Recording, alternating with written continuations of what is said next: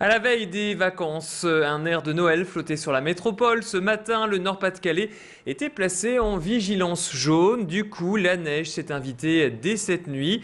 Ce matin, vous avez sûrement eu la surprise de découvrir plus de 10 cm de flocons dans votre jardin ou sur votre voiture. Sur les routes, c'était la galère pour les automobilistes. Plusieurs dizaines de kilomètres de bouchons ont été observés. 2 accidents ont perturbé un peu plus le trafic. Un camion s'est mis en portefeuille sur la 22 dans le sens Gand-Lille, ce qui a neutralisé la voie de gauche. Le poids lourd a été retiré vers 8 h, mais de nombreux kilomètres de bouchons ont été signalés. Même type d'accident sur la 1 près de la station de péage Fresnes-les-Montauban dans le sens Paris-Lille où un camion a glissé également sur la chaussée. À Transpol, la circulation des bus a été fortement perturbée en raison de la neige. Très peu de véhicules ont pris la route. Normalement, le trafic devrait reprendre vers midi. Pas de problème à signaler pour métro et tramway. Et puis sur le réseau secondaire, la circulation était également très difficile. Toutes les routes n'ont pas été forcément salées. Du coup, je vous le disais, c'était la galère ce matin pour les automobilistes, pour les piétons et puis certains, vous le voyez, en ont profité. C'était le cas dans le centre de Croix pour faire un peu de snowboard improvisé. Alors, je vous propose d'écouter ces réactions d'automobilistes à Croix qui n'étaient pas très contents ce matin parce qu'ils ont eu du retard. Écoutez ces propos recueillis par Baptiste Blic. Roule à 20 à l'heure. Ouais, donc c'est un peu gênant, mais bon, on fait avec. Hein. D'habitude, je mets à peine 10 minutes, là, je mets 45 minutes. Alors, on est après une livraison depuis bientôt 2h30. J'ai mis 2 heures pour venir, il n'y avait rien de dégagé, donc c'était pas terrible.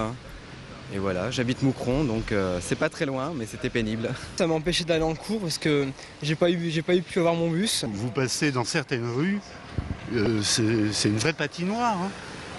Alors on va équiper nos voitures de patins à glace. C'est la seule solution.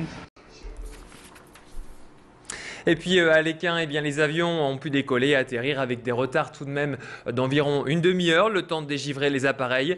Un seul vol a été annulé vers Lyon. À la SNCF, les TGV sont limités à 220 km/h par mesure de sécurité à cause de la neige. D'autre part, la gare d'Arras, elle, a été bloquée ce matin, non pas à cause des intempéries, mais d'un problème d'aiguillage suite à un problème électrique. Pendant 3 quarts d'heure, des retards ont été enregistrés jusque 9 h. Et du coup, on va parler également de la préfecture du Nord qui était sur le pied de guerre. Les vacances de Noël démarrent ce soir. Bison Futé a d'ailleurs classé ce week-end orange dans le sens des départs. On attend un pic à partir de 16 h. Les autorités sont en alerte pour éviter que le fiasco parisien ne se reproduise dans notre région. Je vous rappelle que des milliers d'automobilistes s'étaient retrouvés coincés en Île-de-France dans leur voiture toute une nuit. Avec ces départs en vacances, il est conseillé de bien étudier la météo de votre itinéraire avant de prendre la route et d'éviter autant que possible la région parisienne qui risque d'être saturée ce soir. On écoute le préfet délégué à la défense et à la sécurité au micro de Baptiste Blic. C'est bien qu'avec le monde qu'il y aura sur les routes ce week-end, si effectivement tout le monde converge sur des endroits dont on sait déjà qu'ils seront perturbés par la neige, on risque effectivement d'avoir de gros problèmes. Alors bien sûr, en début de vacances, les gens ont envie d'aller dans la famille ou d'aller sur leur lieu de vacances, mais je pense qu'il vaut mieux différer de quelques heures son départ, rester chez soi au chaud, plutôt que de prendre le risque de se retrouver pris dans une perturbation météorologique grave. Donc c'est vraiment de se renseigner en temps réel sur les conditions, sur l'axe qu'on veut emprunter. Et demain, moins d'1 centimètre de neige au programme. Et puis dimanche, les températures devraient repasser au-dessus de la barre de 0. Le point complet sur la météo après ce flash, restez bien sûr avec nous. Allez, l'autre actualité dans quelques minutes seulement, nous connaîtrons les prochains adversaires du LOSC pour les 16e de finale de l'Europa League. Le tirage au sort sera effectué à 13 h précises à Nyon, en Suisse. Car mission accomplie malgré les averses et la neige. Hier, le LOSC s'est qualifié en s'imposant largement 3-0 face aux Belges de la Gantoise. C'était le match de la dernière chance pour poursuivre l'aventure européenne. Les Dogs ont relevé le défi. Aubragnac a ouvert le score dès la 29e minute. Les hommes de Rudy Garcia ont largement dominé ce match. À la 56e, Pierre-Alain Fro a trompé le gardien belge et a marqué un deuxième but. Et à quelques minutes avant la fin de la rencontre, à la 87e, Moussasso a achevé les adversaires. Vous le voyez, score final 3-0. Tout réussi donc pour le LOSC. En plus de cette qualification en 16e de l'Europa League, les Lillois sont toujours premiers de la Ligue 1. Je vous propose d'écouter l'un des buteurs, Ludovic Aubragnac, au micro de Frédéric Regnault. Déjà heureux d'avoir pu en mettre un. Ça prouve que on peut compter sur moi et que quand on fait appel à moi, j'essaye de répondre présent au mieux. Mais ce soir, à part le but, c'était surtout une grande envie de jouer parce que cette année, c'est vrai qu'il n'y a qu'à travers la Ligue Europa où je peux m'exprimer pendant 90 minutes. Donc ce soir, j'avais vraiment envie de marquer le coup et puis peut-être aussi de mettre un peu le doute dans la tête du coach. Il y a quelques blessés, donc pourquoi pas essayer de grappiller un peu plus de temps de jeu en championnat.